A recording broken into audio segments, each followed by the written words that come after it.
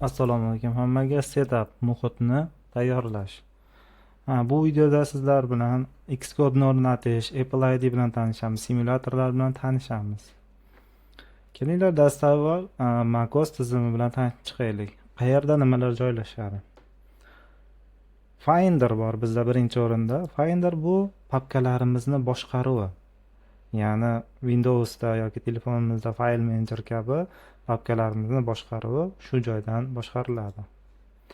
Apps bo'limida bizda o'rnatilgan ilovalar ko'rinadi. Har qanday o'rnatilgan ilova, masalan, Safari, Cloud, Xcode, Chrome, System Setting hamma applicationlarimiz shu joyda joylashgan bo'ladi. Biz asosiy foydalanganlarimiz shular hozircha. Endi Xcode dasturini menda o'rnatilgan. O'rnatish uchun nima qilishimiz kerak? Birinchi App Store ga kiramiz. App Store'da biz Xcode deb yozamiz. Xuddi telefonimizda Play Market yoki App Store kabi. Xcode qidiramiz. Menda o'rnatilgan holatda turibdi. Endi bunga e'tibor beramiz. Xcode 9.5 GB hisoblanadi. 9.5 GB. Qurilmamizda shuncha joy bormi? Shuni albatta birinchi o'rinda hisobga olishimiz shart. Xcode o'rnatilgandan keyin uni simulyatori so'raladi. Simulyatorida endi unga ham shu 9, 8, 10 GB atrofida joy egallaydi. 20 GB Xcode ni o'zi egallaydi. Ya'ni bizga kamida Xcode ni ishlatish uchun, o'rnatib ishlatishimiz uchun 30 GB joy qurilmamizda kerak bo'ladi. Men open qilaman, ochib ketaveraman, chunki menda o'rnatilgan. Xcode ochildi. Create new project qilamiz. Create new project, macOS iOS app. Next bosadigan bo'lsak nomini yozamiz. Test 1 deb nomlayman men hozircha. Test 1. Shunchaki qayerda ochamiz? Keyingi videolarda biz papka ochishni ham ko'ramiz. Men hozircha tayyor o'zimda bor birinchi loyiha degan papkamga yarataman. Yaratildi. Birinchi appimiz bizda hosil bo'ldi. Kelinglar, Xcode ni o'rnatdik. Proyekt ochib ko'rdik. Ozgina kutsak, bu joyda ochilish kerak 4 sekund, 3. Ya'ni processing, indexing jarayonlar bo'lyapti. Har bitta dastur ishga tushish uchun ma'lum bir vaqt oladi. Ya'ni ular quriladi. Qurilish vaqti. Mana Hello World shakllandi. Kelinglar endi macOS setting tizimini ko'rib chiqaylik. macOS setting about ga bosadigan bo'lsak, qurilmamiz Apple M4 memory 16 GB lik, version 26.5, 27 lik monitor. Bu monitorimiz xarakteristikasi turadi va 494 GB xotiraga ega.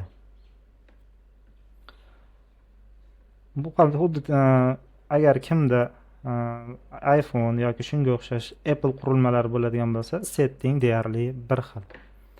Wi-Fi, Bluetooth, network, energy shularni ham bir xil. Bizda endi Apple account bor. Birinchi holatda yangi Mac olganingizda sizda Apple account bo'lmaydi. Siz o'zingiz uchun account ochasiz. Xuddi Chrome'da account ochgandek. Chrome yoki iPhone qurilmalarida account ochganda ochishingiz mumkin. Bunda tayyor ochilgan. Hozir shart emas. Kelinglar biz prezentatsiyamizni ko'rib chiqaylik. Setup muhitni tayyorlash. Nima kerak bo'ladi bizga muhitni tayyorlash uchun? Xcode ni o'rnatishni ko'rib chiqdik. Eslab qolamiz. 30 GB joy kerak bo'ladi. Simulyator va Xcode o'rnatish uchun. Apple ID ulash. Apple ID bizda qo'shilgandi. Shuni agar biz qurilmamizda bo'lmasa, qo'shib olishimiz mumkin bemalol. App Store ga kirdik, Xcode ni o'rnatdik. Esingizda bo'lsa 9.5 GB, bu joyda 12 GB ko'rsatdi. Demak bizga 12 GB joy talab qilinadi. Xcode setting accountlarga kirdik. Simulyatorni ochib ko'rdik. Mana yana bir marta ochib ko'rsatay. Mana simulyatorimiz. Endi eslatma Xcode ni Mac'da ishlaydi. Faqat Mac'da ishlaydi, boshqa qurilmalarda ishlamaydi. Qidirib topishga urinmang. disk kamida 30 gigabayt bo'sh joy bo'lishi kerak. Xcode topdik. Yuklab olishga bosdik. Bizda downloadida Mac qurilmalar odatda inglizcha bo'ladi, shuning uchun bizda download turgan edi. Akkauntlar ro'yxatini ko'rdik. Simulyatorlarda ko'rdik. Hop, simulyatorimiz mana bizda Sonbex iPhone run qiladigan bo'lsam, menda simulyator o'rnatilgan. Mana shu simulyator deb hisoblasak bo'ladi. Keyingi bo'limga o'tamiz. Oxirida sizlar nima qilib ko'rasizlar? Xcode ni o'rnatib ko'rasiz. Agar qurilmangizda bo'lmasa, simulyatorni o'rnatasiz. Xcode ochib ko'rasiz, simulyatorni ishga tushirib ko'rasiz, xuddi men videoda ko'rsatgandek. Agar siz qo'lingizda Apple qurilmasi bo'lsa, Apple qurilmasini ulab, loyiha yaratib ko'ramiz.